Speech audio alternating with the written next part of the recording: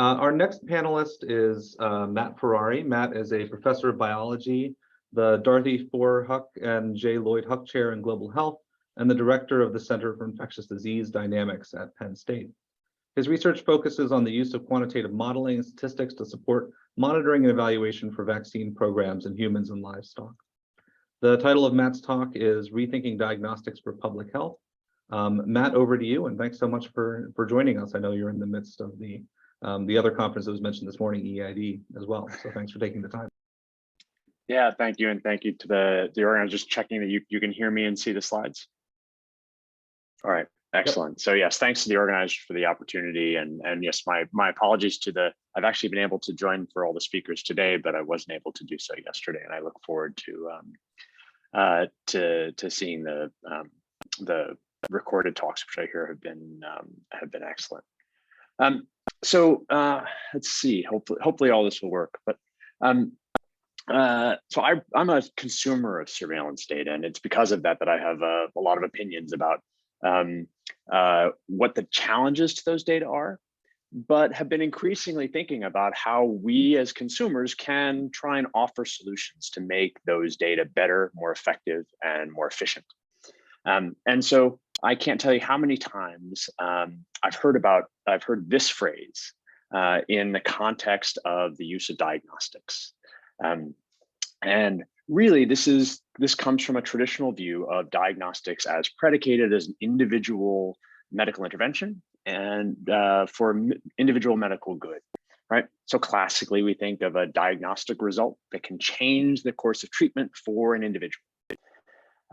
But what I'd like to do is change that, and through the course of this talk about how a diagnostic result might also reduce the risk of transmission for others, either because of an individual intervention on that patient, or perhaps because of the information gain that would help to facilitate a population level intervention.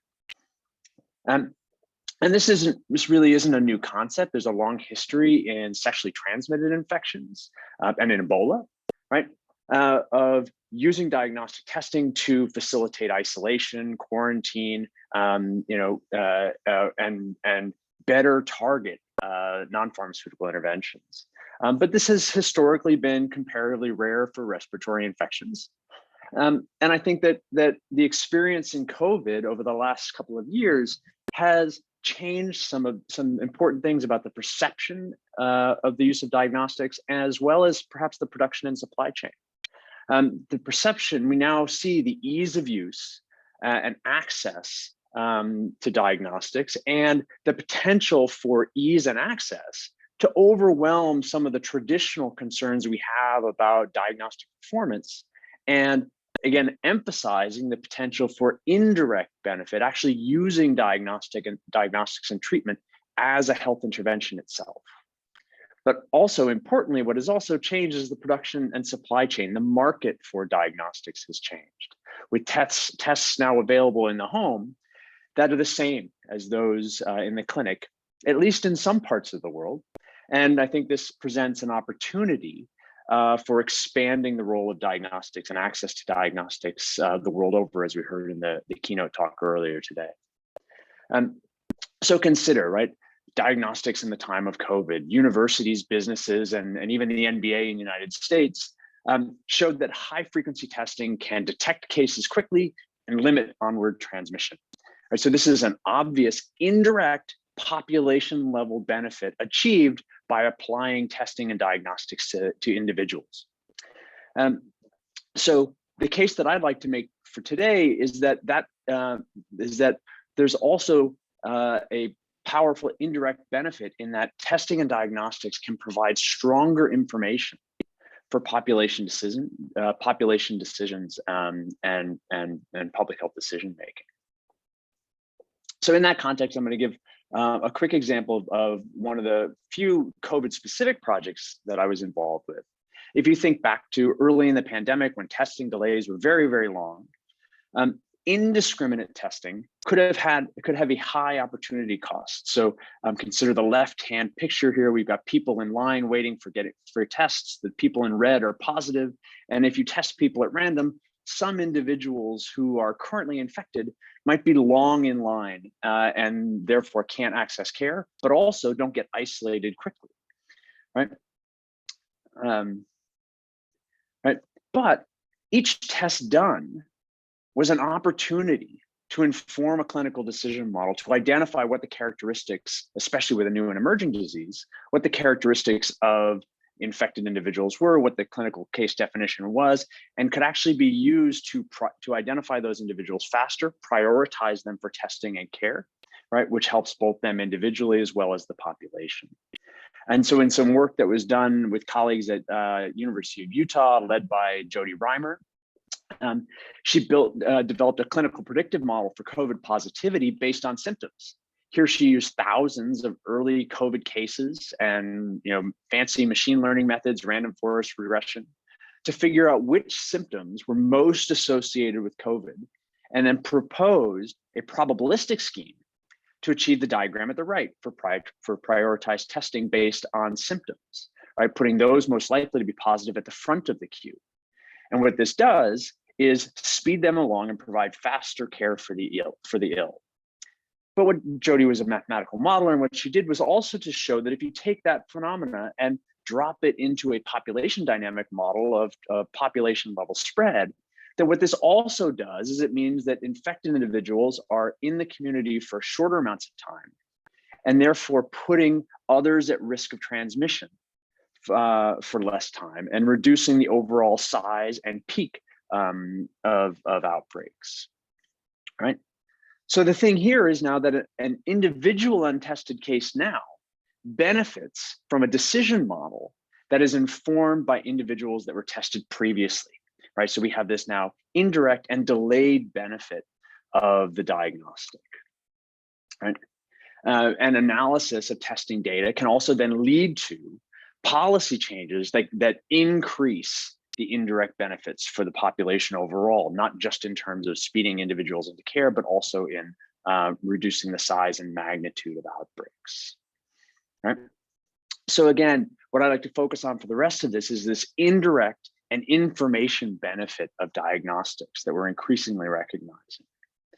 And I spent a lot of my time worrying about the application of vaccination and outbreak response, right? Outbreak response is a classical indirect benefit. We're trying to stop or slow down an outbreak. But unfortunately, the information that we need is often limited. The clinical case definition, so clinical observations of individuals with symptoms, syndromic surveillance, is fast, but it's oftentimes non-specific. Things like acute flaccid paralysis, influenza-like illness, or febrile rash might be indicative of a polio outbreak, a flu outbreak, or a measles outbreak. But they also might indicate other sources or other etiologies, right? So it's possible that clinical definitions alone may lead to overreaction with limited outbreak response resources. But nonetheless, again, observed cases are symptomatic of an outbreak, and we know that early and effective action is necessary, right? The classical phrase, the time is of the essence in outbreak response. And so the faster you can move, the better. Right. So from the rest of the talk, everything I'm going to talk about is going to be about measles. That's where I spend most of my time thinking about, right? And measles has a classically non-specific clinical case definition: fever, rash, and cough, runny nose, or runny eyes, right? And anyone with small children can recognize that that's a pretty common set of symptoms and a pretty common syndrome seen in young kids around the world. Right. So unfortunately, in many high burden settings, so here's an example of a project that we're doing in DR Congo, diagnostic confirmation to prove that a child has measles can oftentimes take a very long time. The gold standard that's used in the field is ELISA, but transit delays to get samples from point of care to the lab are oftentimes severely limiting. Here, what's shown on the right are the cumulative distribution of transit times from point of care to the National Reference Lab in Kinshasa for different provinces in DR Congo. And as you'll see, many of these are oftentimes longer than 2 weeks to get a case even received by the lab before it can be confirmed, right? And so that puts us well behind the ball in outbreak response. Rapid diagnostic tests have been proposed as one solution, but concerns that they don't achieve the sensitivity and specificity of the gold standard have limited even feasibility trials for some of these things, right? And I would submit that really the only barrier here is the perception of these diagnostics in terms of their individual use, rather than their applicability at the population scale, all right? Now, I'm just going to take a brief aside here and say that I would be remiss if I didn't acknowledge that this isn't all about rapid diagnostic tests. And in fact, improving access to diagnostic services through conventional means is also a really important part of this story. And here's just a simple illustration of this, that following the development of a new diagnostic lab in Lumumbashi on the eastern part of DR Congo, we went from the distribution shown in purple to the distribution shown in yellow. So a 10-day reduction in mean transit times using conventional technologies simply by opening a second lab, right? But at the end of the day, the median here is still often 2 weeks between sample collection and sample confirmation, right? So again, point of care testing, and possibly through things like RDTs, could lead to a much faster outbreak response and achieve these indirect and population benefits of fast campaigns, right? So lower test sensitivity and specificity can be accounted for by statistical models of inferred cases and alternate triggers, right? I'm going to break down this statement, right? The first part, inferred cases, imagine that 3 RDT positives collected over a small number of days may quite reasonably include 1 ELISA positive with very high probability, right? And if you can get three RDTs in a few days versus 1 ELISA over several weeks, right? You can be much, much faster, right? But to use that, we need to think about changing the triggers we're using. Classically, we say we act if we have seen X number of confirmed cases. And in fact, we really need to change this to something like, we can act if the probability of X cases is greater than some threshold P, right? So again, it requires that if we're going to use tests in a different way and use diagnostics in a different way, we also need to change the decision structure that we're using to trigger action, right? But diagnostics are not only about warnings and triggers, right? They can also greatly improve our situational awareness in routine settings. So what I'm going to talk about for the rest of this is now the application of diagnostics in routine settings to inform things like estimation of burden, targeting of resources, and evaluation of program performance, right? So again, burden of disease is something that I've spent a big part of my career doing, working with, developing statistical methods to take reported cases to estimate the burden of disease, right? We oftentimes have to accept the counts that we're receiving, right? But unfortunately, this is oftentimes going to comprise some mixture of clinical cases and diagnostic confirmation, right? Universal diagnostic confirmation would be fantastic, but it's currently infeasible in most settings. And until it is, right, there might be limited motivation for diagnostic confirmation. However, what I'm going to propose is that, in fact, we can use diagnostic confirmation, even at a small scale, to develop clinical prediction models informed by by the scale of diagnostics that can currently be done, to help merge clinical surveillance and diagnostic surveillance into a more informative hybrid estimate and to provide better estimates of the state of the world and inform decision making. Right. So again, consider the case of measles, right? How much of the febrile rash that we see out there in the world is attributable to measles? Here's an illustration on the right for 9 of the highest burden countries in the Afro region from 2015 to 2020. The majority of suspected measles cases had not been tested. They're these gray boxes. These are cases that meet the clinical case definition of measles, but were not tested for IgM positivity. Right, shown in red and in blue are those that were tested, right? So we have all this gray area, both literally and figuratively in this figure, right? But right? There is information in those individuals that were tested, not just in the test positives, but also in the test negatives. And we can use the ratio of test positive to test negative to help us filter through everybody that's in the gray area to come up with a better estimate, a hybrid estimate of the total number of cases that are out there. Right. So I'm gonna build up a schematic illustration, a cartoon to sort of illustrate this principle. Right. So first, consider all clinically compatible cases that are observed at the clinic. That's this set of boxes in white. Right. And now there's also an unknown true burden of measles out there in the community. Right. And these are going to overlap somewhere. Right. Where now the white indicates non-measles febrile rash that meets the clinical case definition and would be normally reported as measles, right? And in the gray, the true reported measles cases that have been seen in the clinic, right? And I want to note that, in fact, most of this disease is actually happening in the community and not being seen by the health system at all. That's a separate problem for us to deal with, right? But for the moment, we just want to get better accounting of those cases that have been seen and documented in the health system. Right. So if you notice, if we actually only use the suspected cases, the clinical case definition, right, we'll actually overestimate the total number of cases that have been seen and perhaps may lead to biases in the number, age distribution, and spatial distribution, because these are now including other sources of febrile rash. Right. But if we were to even do a small amount of diagnostic confirmation, right, we could definitively know the relative proportion of test negative and test positive among those individuals, right?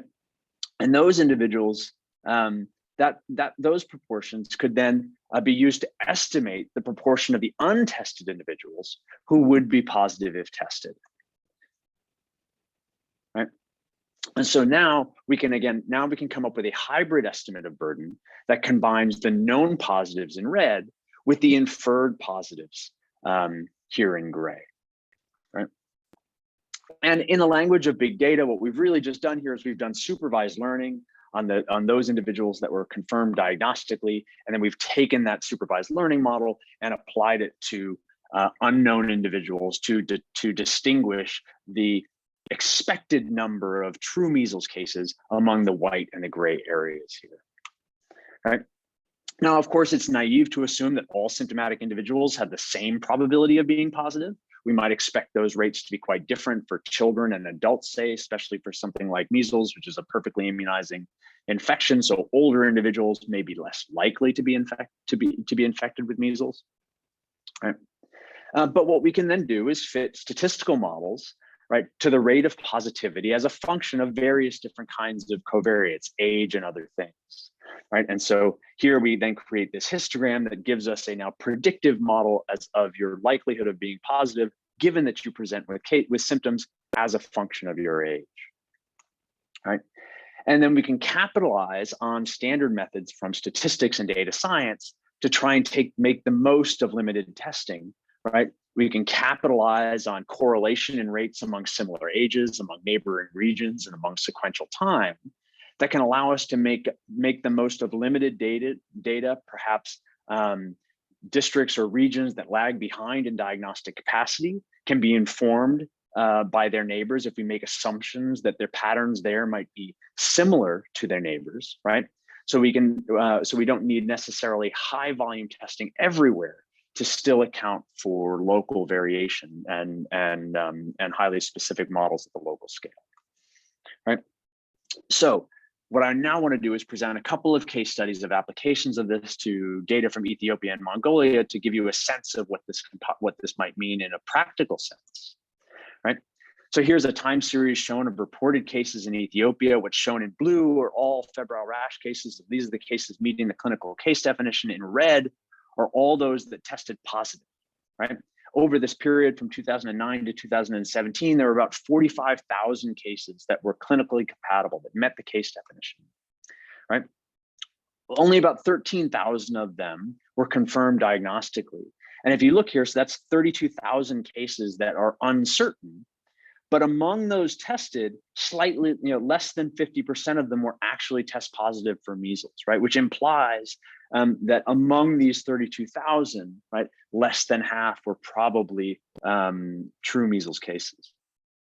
And so what we can do is look at the characteristics of the test positive cases. We see that the proportion of those cases tested, the proportion that were IgM positive drops precipitously with age from birth to 5 years, but then actually increases over that time. So adolescents and adults with febrile rash, if they present, are more likely to be measles positive than otherwise. And that perhaps makes sense because there are many sources of febrile rash among children.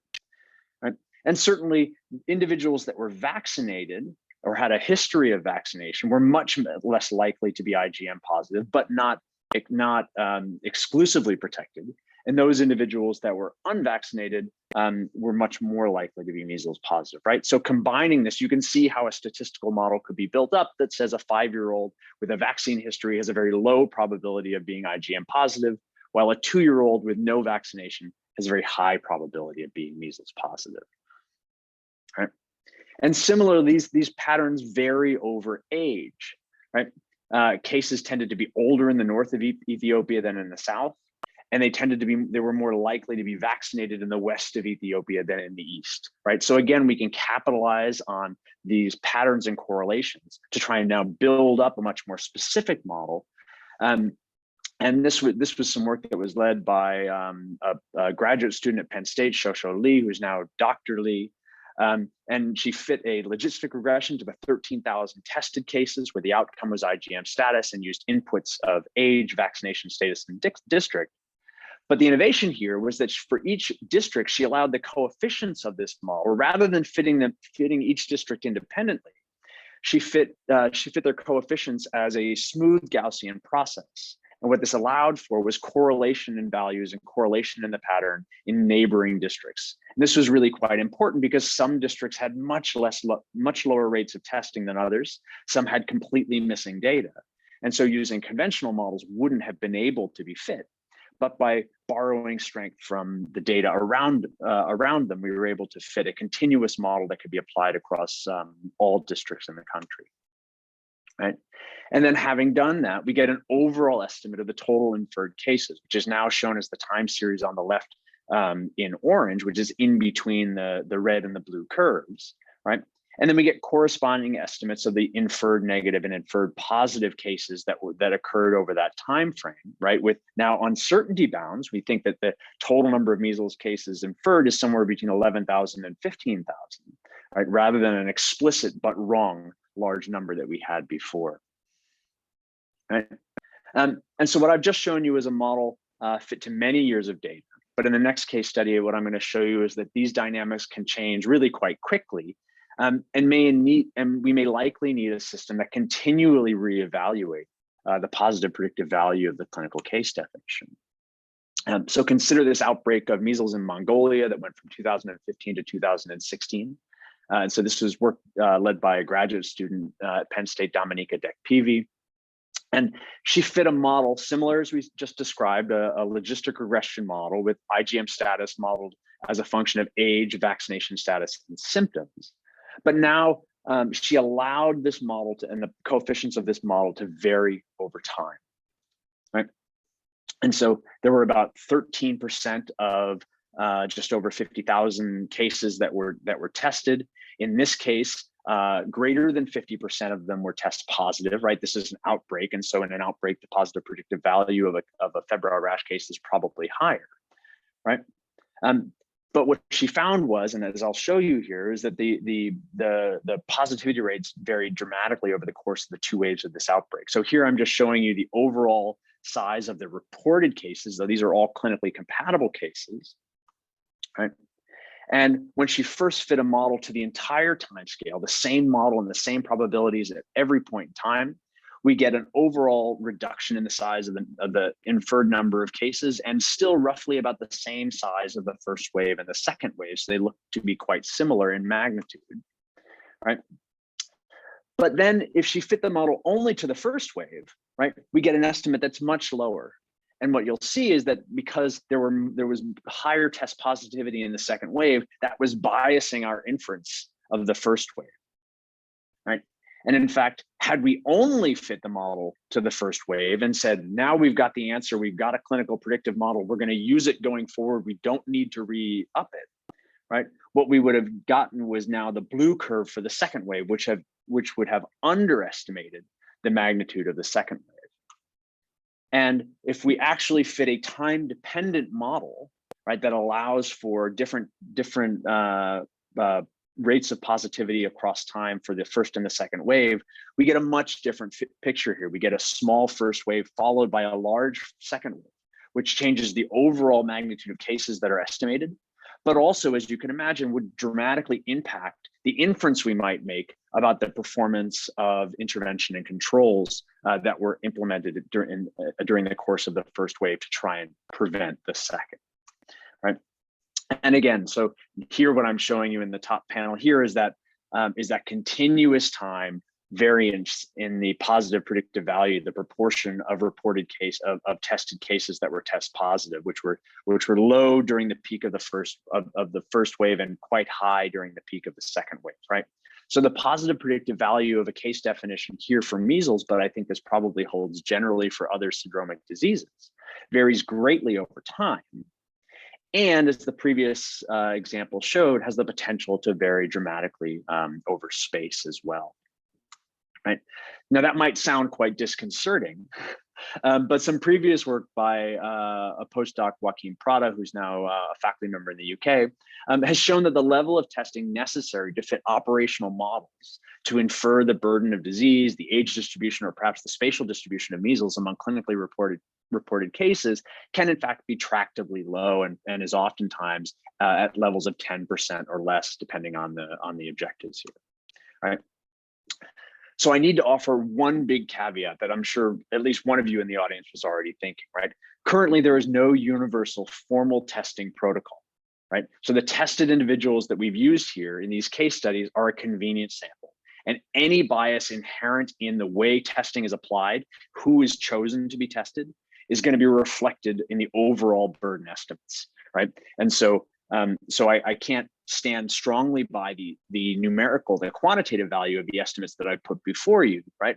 But I think these methods do provide a useful proof of concept for how to integrate syndromic surveillance along with limited diagnostic confirmation. And that proof of concept should be the motivation for actually the development of thoughtful testing and diagnostic strategies that are designed to improve population level inference rather than only individual clinical benefit, right?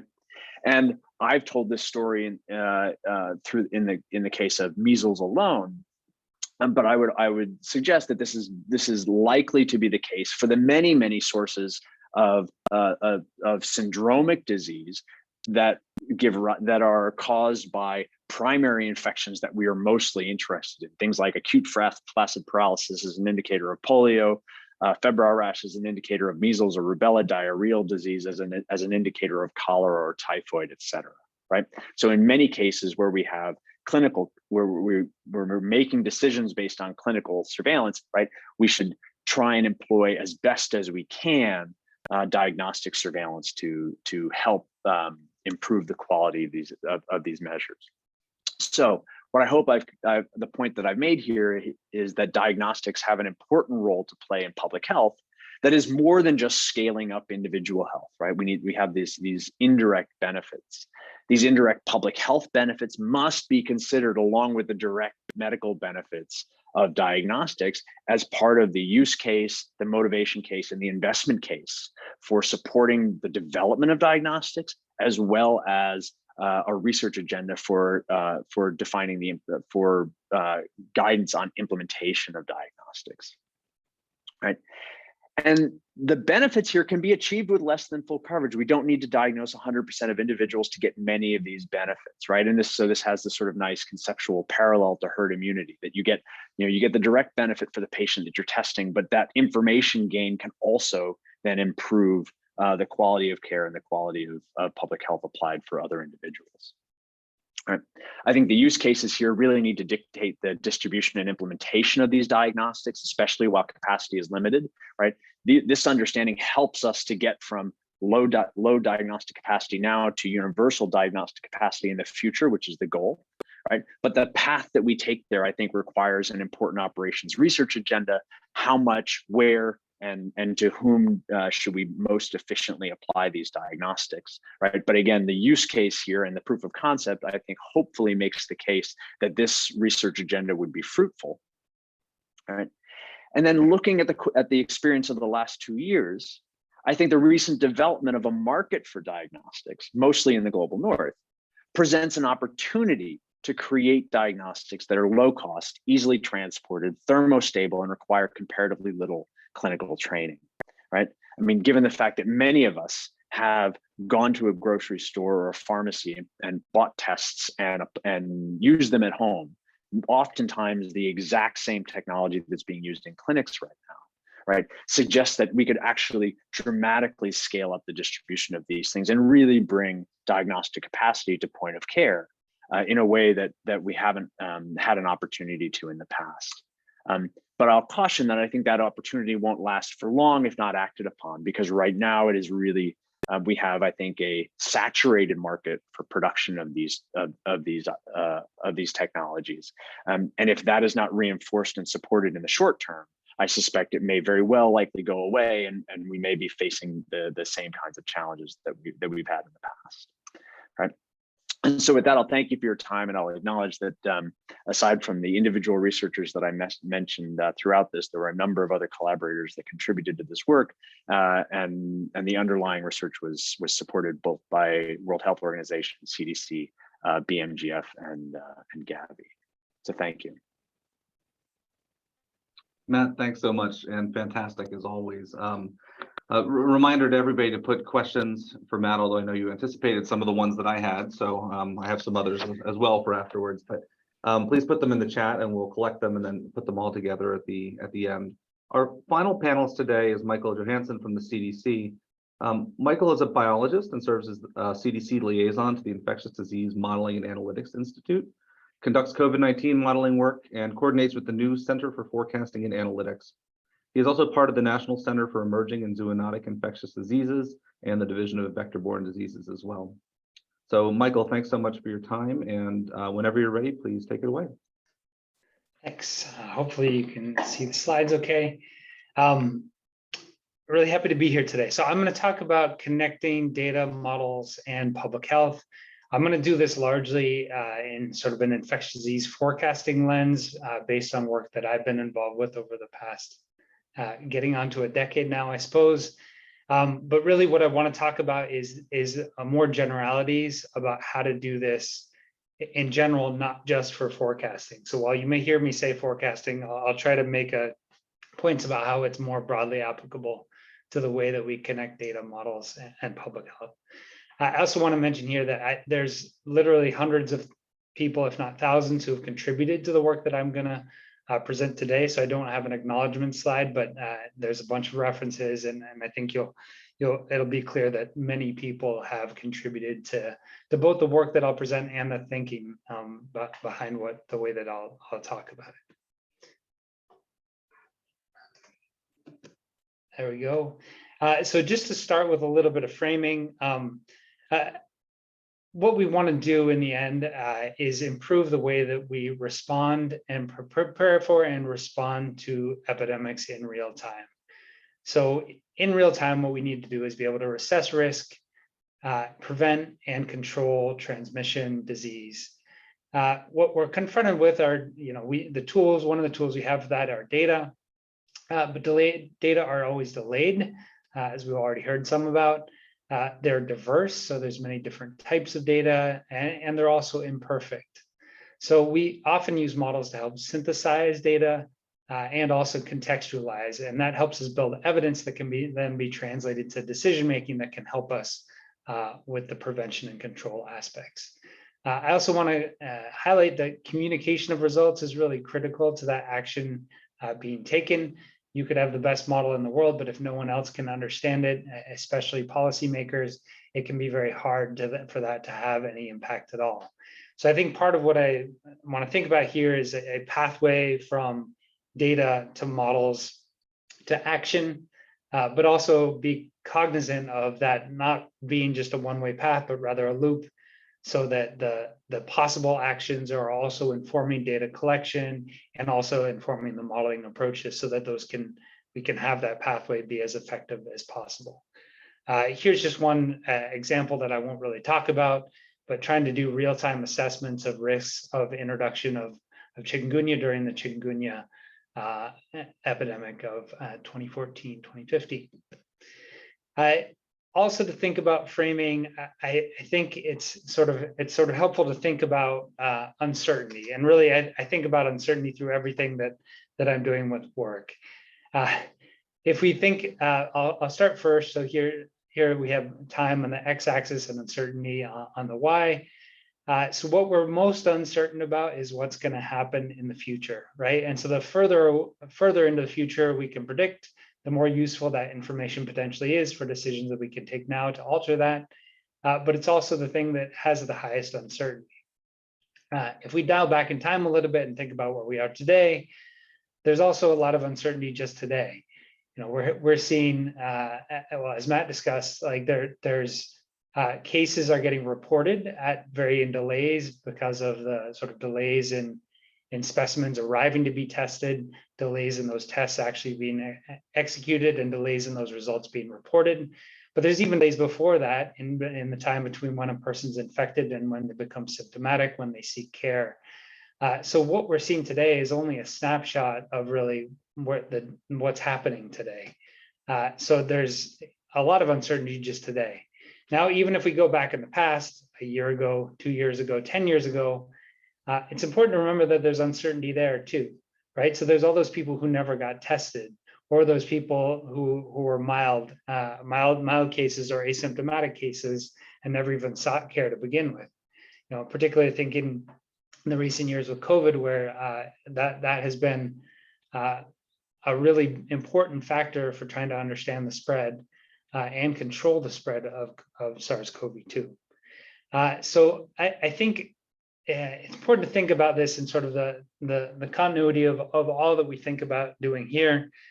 I think maybe the first step to better public health modeling is recognizing that there's uncertainty even in the data that we have in the past. So even the sort of the foundational data that we're using to build models on has uncertainty in it. And if we start appreciating that, that's our first way to start incorporating that uncertainty into what we're modeling.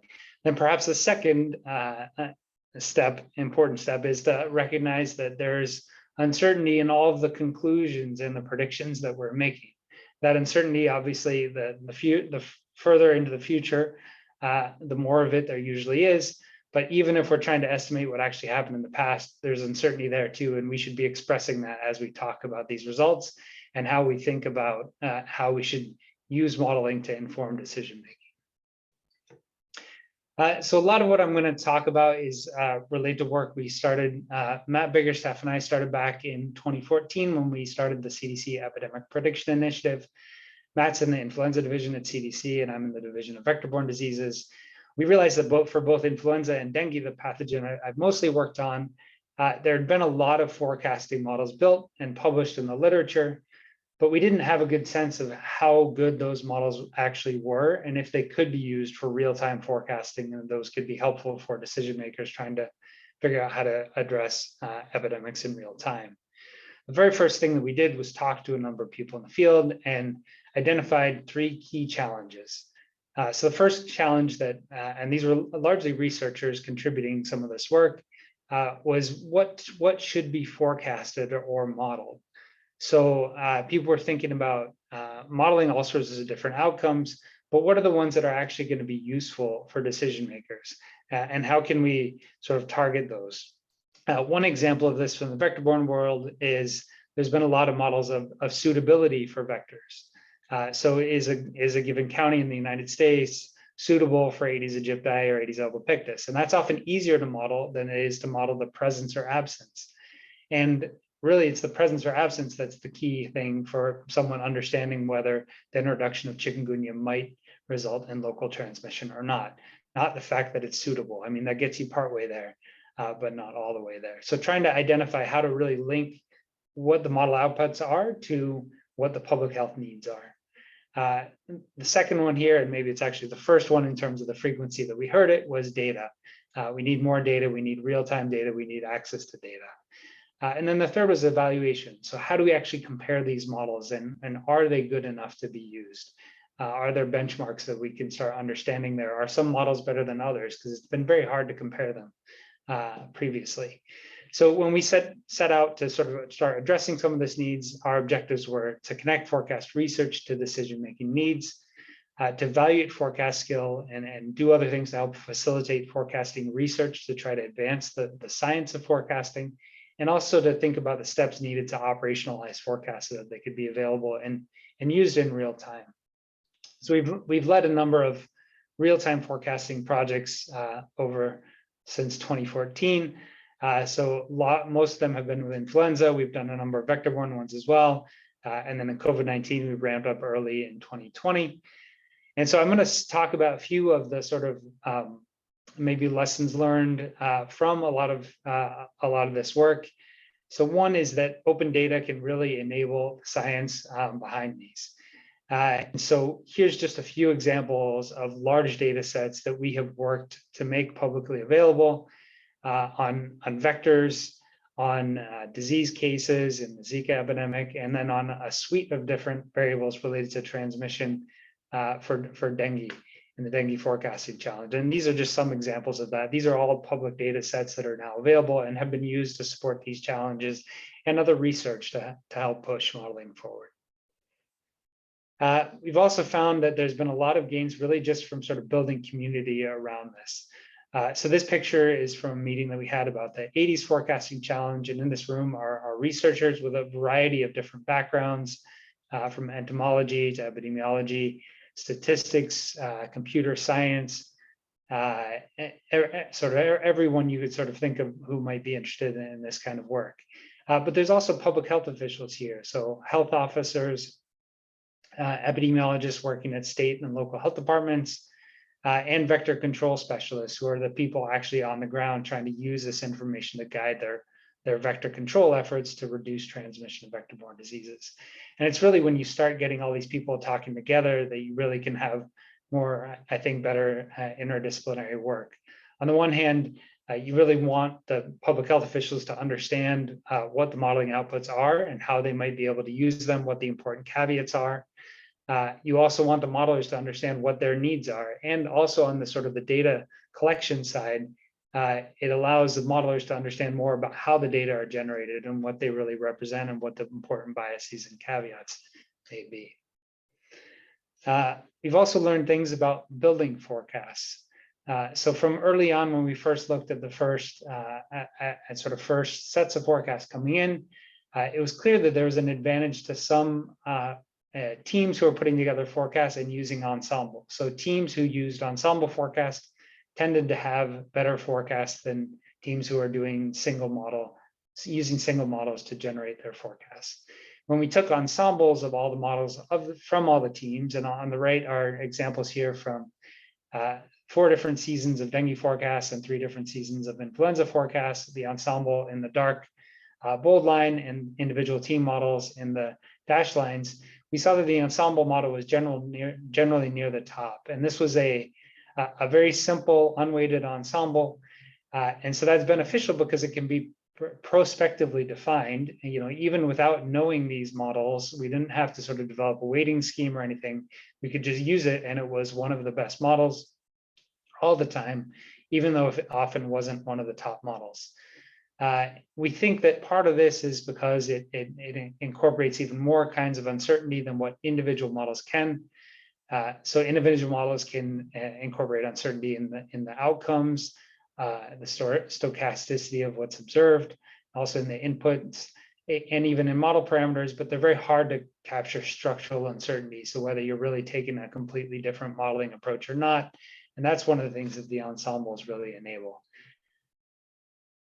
We've also found that forecast skill declines very quickly. So here's just an example from in one of the influenza forecasting challenge years. So if we look at the weeks ahead, and we've done these for 4 weeks out traditionally, and that's what we did with COVID based on this as well, is that the So here, what you can see is the ensemble really provides quite a bit of information 1 week out, but that degrades very quickly, so that when we're looking at influenza, typical influenza season pre-COVID, that it started by 4 weeks out, your ensemble was getting close to just saying about what you would expect for that particular week of the year based on what that week had looked like historically. So that important information, I think, about the horizons that we can predict that, and something that we need to continue to work on to extend those horizons when the forecast would be even more useful. Standardization across these has also helped us enable operational forecasting. So this is just a screenshot from the CDC COVID-19 forecast page for deaths. These are the forecasts that were submitted on Monday, and they were just pushed on the website this morning on CDC. So doing this real-time forecasting is not possible unless you start standardization. Some of the same concepts have then helped with the scenario modeling hub. So in this case, we're not trying to do forecasting per se, because we're looking at longer term horizons when we know that forecasts don't perform particularly well. But there are important questions that we're looking at longer term horizons. So these are from around 13 of the scenario modeling hub, where there's a set of 4 scenarios set up. In this case, the rows shown on the right are reflecting different scenarios about the levels of immune waning. And then the different columns are different, are with a new immune escape variant emerging on the right side, and with no immune escape variant emerging in the coming months on the left side. These were all generated, the sort of submission date for these was March 15th, 2022. There were 8 different models, and as I mentioned before, the main outcome that's expressed here is the ensemble of all of those together. And you can see that the general message here is that there's a lot of uncertainty in what's likely to happen. But this is still really useful information in sort of trying to figure out the scope of the kinds of things that we might need to prepare for, and the kinds of data that we should be looking at to try to understand what track we're on, and sort of better define those and reduce uncertainty as we move forward. So I'm going to speak now about some of the sort of the general opportunities that I see sort of based on this work. One is that we really need diverse data sources. On the right here is a set of data indicators collected by the Delphi group at Carnegie Mellon University, presented in near real time. These incorporate a wide variety of different potentially important indicators from public behavior, so things like wearing masks, vaccine acceptance, early indicators such as symptom searches, to COVID-like symptoms being reported via electronic health records and case and testing data, all the way down to hospitalizations and deaths. So really, there's a lot of these that we need. We also need to make sure that these are representative and capture all the different people and groups that are potentially affected. Number 2, local data are critical to addressing local needs. So certainly we want to be looking at state and national level trends to understand resource needs, but really at the end of the day, most action needs to be taken locally. So there needs to be enough information there to support action on the local scale, be it the county or the state or the hospital level. Standardization of data can support interoperable and scalable modeling. So when we started this, data sets like this one by CMU weren't available, and this is accessible via APIs. So there's a lot of opportunities to really streamline that and make less burden of modelers be on sort of that data assimilation piece, and more concentration on how to actually improve the modeling. Access to real-time data is critical for real-time response. So again, the closer we can push all of these to real-time, the more that we can have more up-to-date data available and up-to-date modeling results to inform those decisions. Again, thinking back to the progression of uncertainty over time, the less we need to worry about uncertainty in the nowcasting, the better we can do when we're thinking forward to try to get at forecasting. Number 5 here, data systems need to be agile. So we can set up the perfect system now. We have much better systems for COVID than we had back in 2020, but we can't predict everything that's going to happen with new emerging pathogens. There's things like we see changes in case definitions, changes in the availability of laboratory testing or the implementation of testing mechanisms, reporting of those. And we need to be able to adapt to those as they emerge in emerging pandemics. Lastly here, the value of data needs to be assessed. It's one thing to put up all these different indicators. It's another to actually see, okay, are these actually valuable, and what are they valuable for? What are they contributing? And then how can we use that information to help prioritize data collection moving forward? So I think that's a piece that is often neglected. We always want more data. We know that more data will be helpful, but is it actually helpful? And can we quantify that, describe it, and use that to drive data collection and assimilation? Thinking now on the modeling front, I think it's just really critical and for all of our modeling to think about out of sample evaluation of probabilistic predictions. So out of sample evaluation first, for forecasting, that is very, very easy to do because we're predicting something in the future that hasn't been observed yet.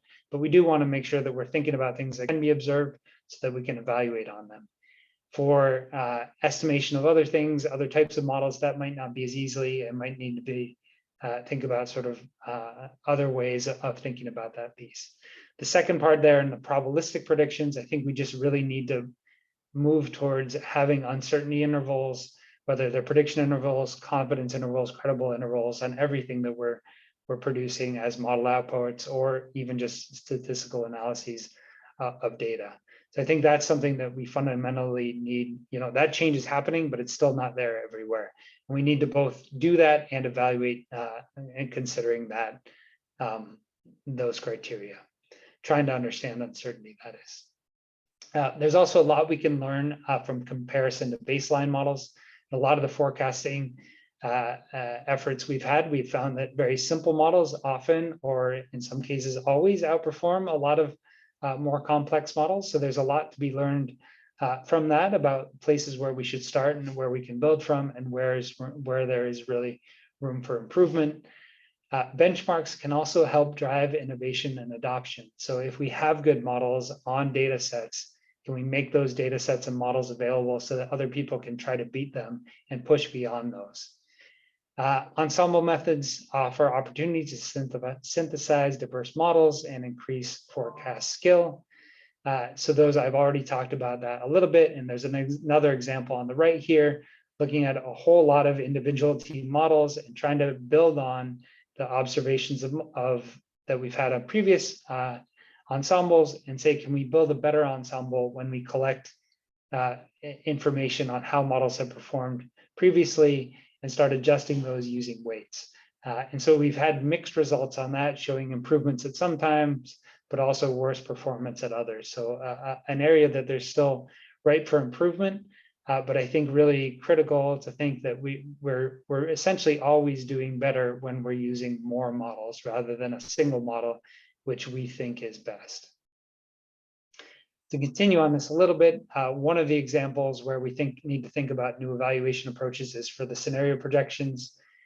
This is another example of scenario projections here on the right, looking at low vaccination versus high vaccination and low versus moderate non-pharmaceutical interventions moving into 2021 as vaccines were being rolled out.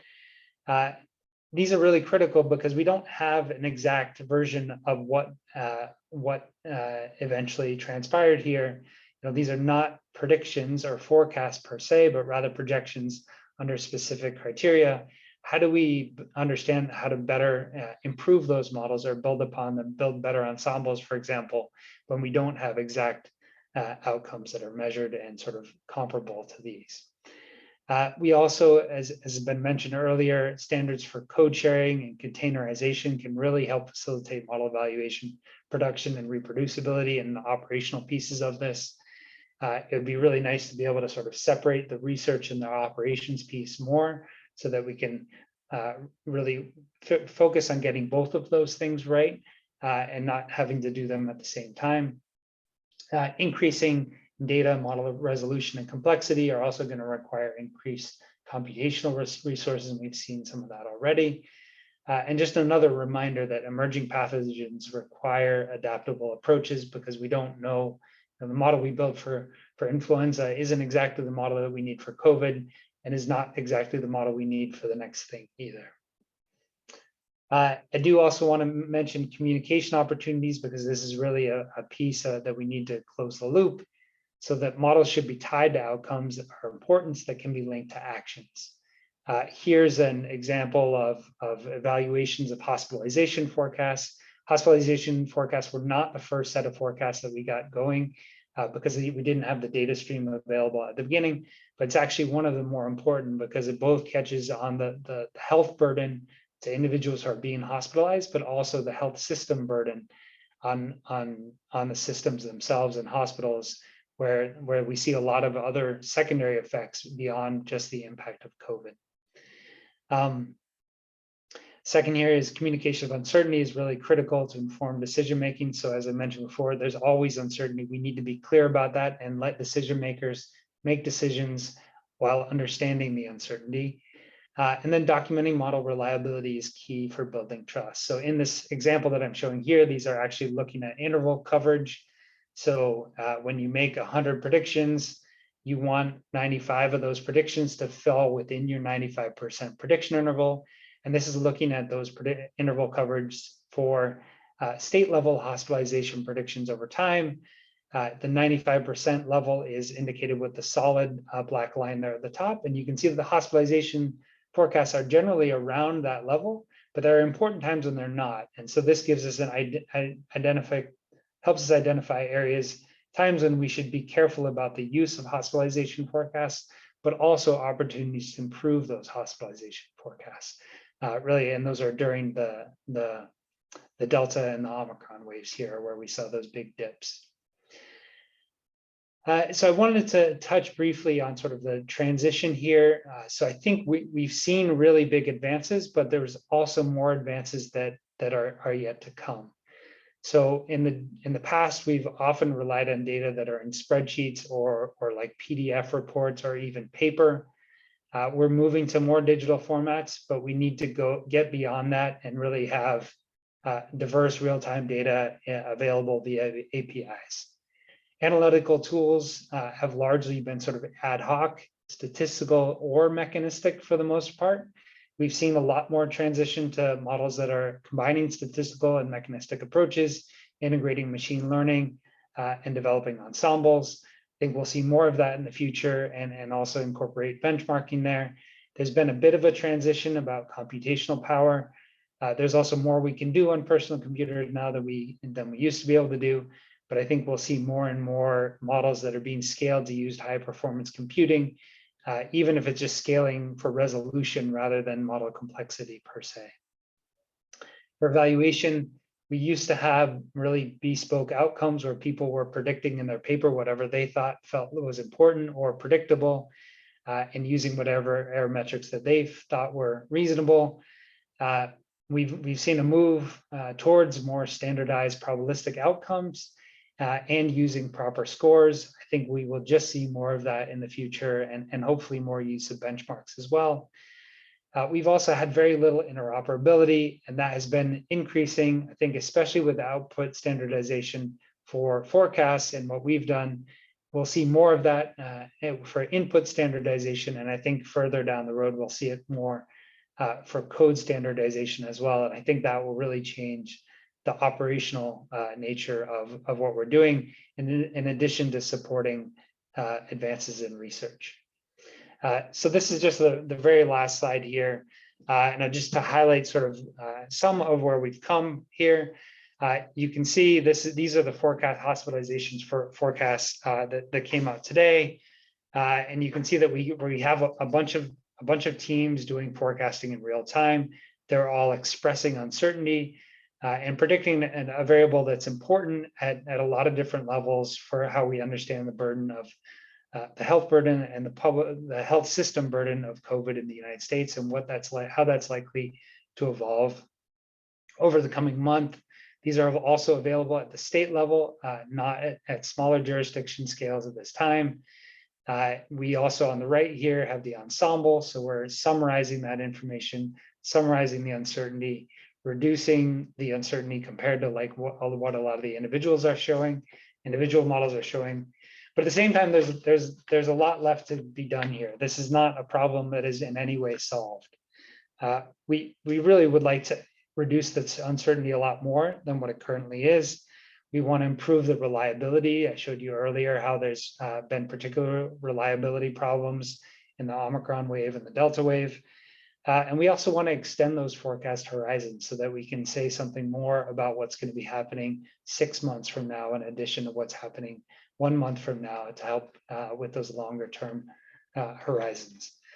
So that's the end of my slides there. Thanks for your attention, and I will turn it back to the organizers. Thanks so much, Michael, and a fascinating talk, and thank you so much for your time. And thanks to everybody who's been presenting so far. So I think we have a good amount of time here for some questions, and I'll maybe start with the one from the chat, and then Stephen and I can go back and forth a little bit with some other questions for you as well. But we have a question from the chat, which I think, Michael, maybe builds a little bit on what you were just talking about, but I think it would be a good one for anybody on the panel to address as well, which is around the communication of uncertainty. So what have we learned from the pandemic? What do we think the best strategies are for communicating the uncertainty around predictions to the broader public? And the question was asked about forecasting, but I think it also makes sense for sort of any sort of the estimates that we're talking about here.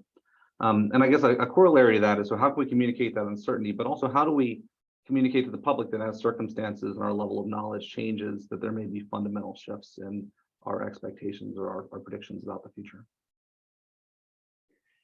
Yeah, I'm happy to take. I'm sure the other presenters will also have some good insights on this. So I'll take a quick stab at it and then pass the microphone.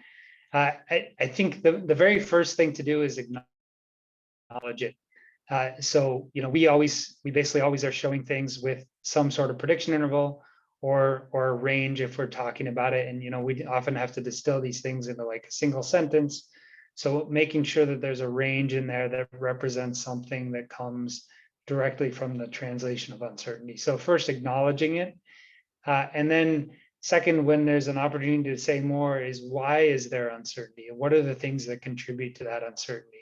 And most people can understand that and why that would be important. And then as things change, you can say how those contributors to uncertainty are changing over time, and also like what you're doing to help try to reduce that uncertainty when that's possible. I might add a couple of things. I agree with everything Michael said. As per the introduction, I'm a social scientist of technology and science rather than a data scientist. And one of the things I actually did my doctorate in was the spread of misinformation, information. So from those kind of learnings, two things to add. One, it is much easier to lose trust than to gain it. So in addition to thinking about how to communicate kind of proactively, how to acknowledge problems, as Michael was saying, being transparent, it's really important that we have the hygiene in our scientific communication not to allow a mistake. And it's all too easy. I remember during the start of the pandemic, all of us were tweeting back and forth because we had a new developing virus. None of us in the community knew in the early days what its features were. And often we would tweet ahead of our knowledge. So, you would rush out with an opinion. And of course, being scientists or being in the scientific community, if we get it wrong, those things are remembered, that tweet is there forever, and that undermines trust. So the thing to add is being careful not to inadvertently make a mistake, particularly in how we explain things to the public, because trust is really, really easy to lose. The other thing I would say is we need to invest in scientific communication as a discipline. So when I mentioned that Diagnostics is over the next 10 years going to be training 1 million data-driven professionals, the reason we use that term, data professionals rather than data scientists, because we believe we need to expand the skill set. It's not just data scientists in terms of computational skills. For example, scientific writing, scientific communication should be a skill. Communication about data visualization, telling narrative stories with data should be a skill we teach to our students. and create those as specialisms, because often a great analogy in plain English works much more powerfully with the public than lots of charts. It's just the way people take in communication. So those are the two things I would add. These are both excellent points, and I'll just build on the point that Daniel just made, which is I think that we really need to be thinking about trust as part of the infrastructure. So in the same way that we're talking about building data infrastructure, building diagnostic infrastructure, building health infrastructure, trust needs to be a part of that, and that needs to be something that we build before a crisis. And we can all of the things that we talk about in terms of sustainability of programs, right? That's something we need to continually work on developing that before a crisis, because you cannot build that team once a crisis hits, because I think the perception of uncertainty, the perception of risk changes dramatically as soon as you move into incident command. And so I think hopefully, as we move into, I think Ben Lopman was the one who referred to the peri-pandemic period. I think that's a time where we should really be thinking about how we can bring this kind of technology, bring this kind of thinking, bring these kinds of models, to the public, and that's where we have the luxury of testing out different strategies for communication. We're really doing the iterative work to figure out how best to do this, so that when a crisis happens, then we already have that trust built, and we can leverage that to be more effective. Yeah, thanks all. I think it makes me reflect back a little bit to some of our sessions yesterday around vaccine hesitancy, and thinking about the ways in which, to some degree, we have made tremendous advances in generating, understanding, interpreting data, that oftentimes the failing then is in that level of trust and in understanding how to affect behavioral change among folks who are responding to that data. We have a question from the chat as well, which I think is more of a question for clarification, Michael, for you, which is you had mentioned the unweighted ensemble. Is the ensemble just a weighted average of the different models? Is it an unweighted average? And is there any learning about which models got it right in the past and reweighting the models accordingly?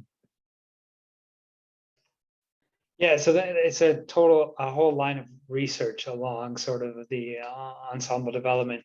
The earliest versions were just simple unweighted averages. We moved towards simple unweighted medians, which proved to be more robust. And then there's been a number of sort of avenues of research on building weighted ensembles. Also sort of building on the median approach, but looking at other ways as well. And really that's been sort of a mixed bag. And I'm sorry, I see someone else posted a link there that may be one of the papers about this. There are a few papers out there, one on Archive, International Journal of Forecasting has a few blogs related to the work on COVID as well. There was also a paper on weighted ensembles for influenza that we had worked on a couple of years prior to COVID. Great, thanks. Matt, I have a specific question for you that came up while I was listening to your talk. And I really like the way that you drew that contrast between the clinical use of diagnostics and public health use, and especially for rapid diagnostics that may have lower sensitivity and specificity. In addition to the public health use of the results of these sorts of rapid diagnostic tests, though, I guess taking off my epi hat and putting on my clinician hat, still individuals have to consent to having their noses swabbed or their blood drawn, and individuals still have to interpret the results of that test for themselves. And I think that's, with the public health uses notwithstanding, that's still a consideration, and even like who is getting tested or is interested in getting tested, or how do they, balance the risks and benefits of having a false positive or false negative test with information they might gain. So I'm wondering if you have any thoughts on sort of in the implementation world in the future where we're using these rapid diagnostic tests. Like, are there lessons that we can learn from COVID and the kind of massive expansion of rapid diagnostic tests in that area, or how do you balance those two factors, kind of how an individual responds to the test and then the tremendous utility it might have in the public health context? Yeah, so this is a brilliant question, and I wish I had an answer. I think what I do have are lots and lots of questions. I think that for me, naively, not as I didn't come to this from the standpoint of a clinical pathologist or a technology development. I came at this really from the sort of naive user perspective of a diagnostic being a binary result that is positive equals presence and negative equals absence, right? And thankfully, I am a statistician by training, and so I would, when I ultimately saw what was really going on, what all diagnostics, whether at some scale, are presenting a quantitative result, right, and dichotomizing that quantitative result for some specific use case, right? And I fundamentally think that there's that we're underutilizing the quantitative information in diagnostics. There, just at the conference that I'm at this week, there's been some really wonderful presentations on analysis of differential response and differential susceptibility to future disease based on measurable quantitative antibody titers to COVID. And I think I think for better or worse, we have a much more informed public, sometimes misinformed public, right?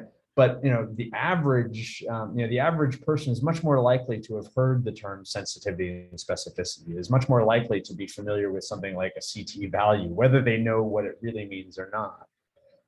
And so I think there is again a real opportunity for both a technical and a medical, social, social science communication research agenda for how to capitalize on the quantitative information inherent in diagnostics, right? What does it mean to give somebody a quantitative titer result? What is it going to do to affect their behavior? How do you communicate that uncertainty? How do you communicate, will they make appropriate choices if they're told that their CT value is 23, or if they're told that their CT value is 23 and the distribution of CT values for people that are positive is 5 to 30, right? I mean, those are we're now in a place where we can give people both their individual information as well as the information that is being compared to. So, as I said, it's a wonderful question. I wish I had answers, and all I really have are a proliferation of additional questions. But I think that again, I almost titled this a rapid diagnostic revolution, right? Because I do think that there has been sort of a sea change in the perception of diagnostics and the consumption of diagnostics that presents both a challenge and a distinct opportunity going forward.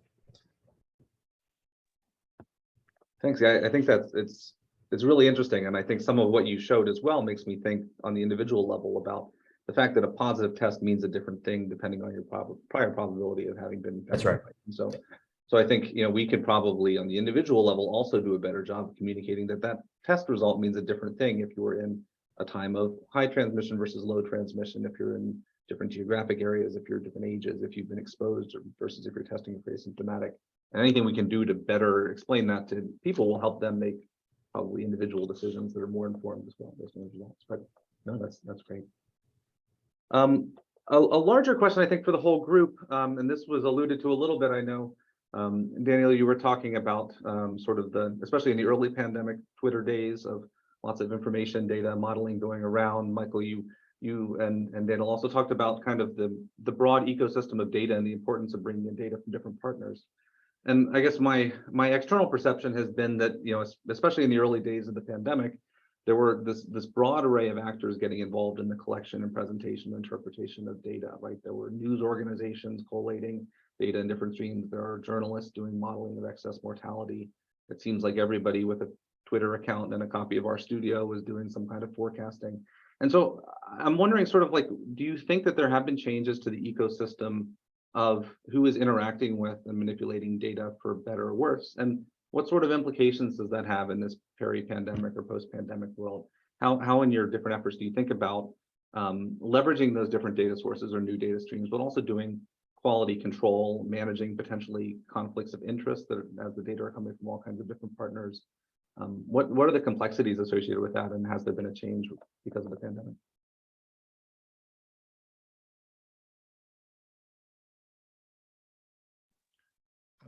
I can make a start of it, and then my colleagues can come in as well.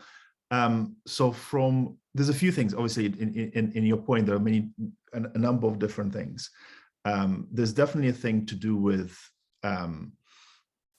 that there is been, as a result of the pandemic, a greater public awareness of the importance of certain disciplines that before were very techy and kind of outside of the public knowledge or awareness, whether it's epidemiologists, the work that they do, what modeling is all about, what data scientists do. So there's been a greater public awareness of the importance of data science more generally, and data visualization and various other subdomains. So that's a good thing. So it's a good thing that public understood the importance of it.